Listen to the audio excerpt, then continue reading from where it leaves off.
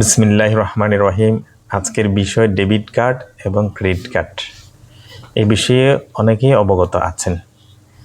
Bank সাধারণত সঞ্চয়ী হিসাব, চলতি হিসাব এবং এসএনডি হিসাবের বিপরীতে ডেবিট কার্ড ইস্যু করে।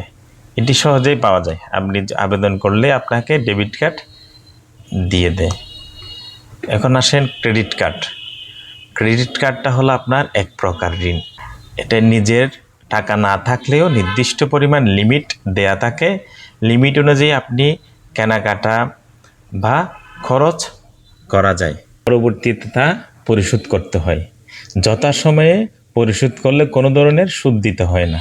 ক্রেডিট কার্ড সহজে পাওয়া যায় না। ডেবিট কার্ড এবং ক্রেডিট কার্ড উভয় ক্ষেত্রে এনএফসি, এই যে দেখেন এখানে চারটা ওয়েব আছে। এই ওয়েব যখন থাকবে তখন মনে করবেন এটা এনএফসি। এনএফসি হলে আপনার কেনাকাটার ক্ষেত্রে আপনাকে পাসওয়ার্ড বা পিন দিতে হয় না, এটা অটোমেটিকলি লেনদেন হয়ে যায়। কার্ড হারিয়ে গেলে ঝুঁকি আছে, তাই কার্ডে লিমিট থাকাটা জরুরি। আপনি কল সেন্টারে কল দিয়েও ক্রেডিট কার্ডটা স্টপ করাইতে পারবেন। ক্রেডিট কার্ডের ডিউ যথাসময়ে যদি পরিশোধ না করলে অনেক উচ্চ হারে সুদ দিতে হয়। আপনাদের সকলের সুস্বাস্থ্য এবং দীর্ঘায়ু কামনা করছি। সালামু আলাইকুম।